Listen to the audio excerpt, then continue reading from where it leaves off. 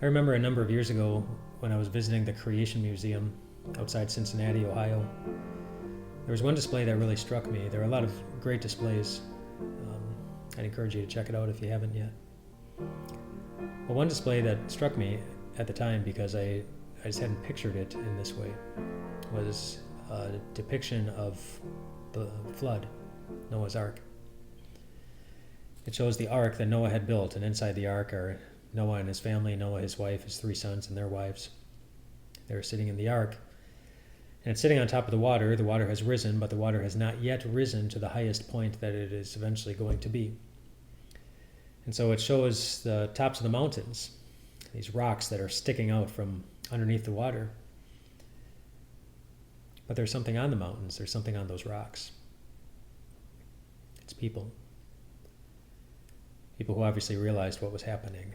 There was so much water filling the earth, and the water level kept rising and rising and rising, and in order to stay alive, in order to be safe, they had to get to a higher place. They had to get to a higher rock, and a higher rock, and a higher rock, and eventually they were at the highest rock that they could find, at the highest mountain. But the water kept rising. And the only people who were safe were the ones who were above the rocks, above the water, in the boat that God commanded Noah to build.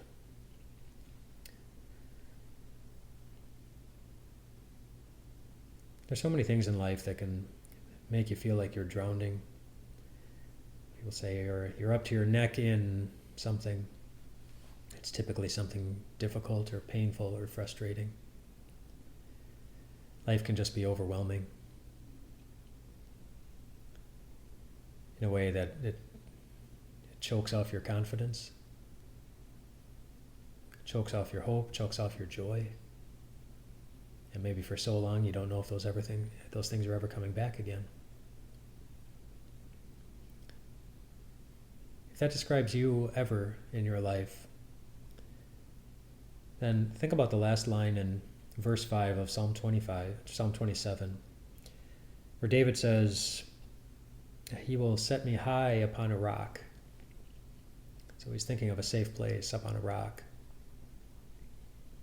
higher than the troubles, higher than the struggles, higher than the pain, higher than the guilt. Whichever of those apply to you, stop thinking about them for a moment and think instead about a rock just outside the city of Jerusalem. A rock shaped like a skull. And on top of it is a cross. And on that cross is an innocent man. And do you know what that innocent man hanging on that cross, on top of that rock, says about you? It says that someone's thinking about you today. It says that somebody was thinking about you that day, many years before you were thinking about you. He was thinking about your needs. Your need to be thought of. Your need to be forgiven. Your need for hope. Your need for someone who would be determined to be with you all the way to the end of everything. And who would invest everything that he had access to, including his own life, to make that happen. He was thinking about your future. The one where your tears are wiped away. The one where you get to hold hands with the people that you miss. The one where your heart never hurts. The one where your hope never dies. The one where your joy never fades. Because Jesus and everything that Jesus is will be right there in front of your eyes. He was thinking about your need for good news. He He was thinking about you. On that rock, on that cross, is someone who has promised to defend you, who has promised to have your back, who has promised to bury your past in his blood and in his grave, has promised to be with you in the present, wherever you are, however you're feeling, and who's already seen your future, and has already used his incredible power to oversee all things in all creation to make sure that it's not too much, that it's not so much, that it takes you away from him or him away from you.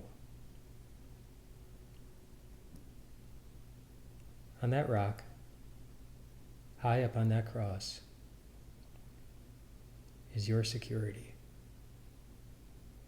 It's your peace of mind. It's your shelter. It's your friend. It's your hope that is found in his joy in being raised up to that high place, to be all that you would need him to be, so that you tonight can just be exactly who you are and know that you're safe. You're safe. Rest well tonight, my friends.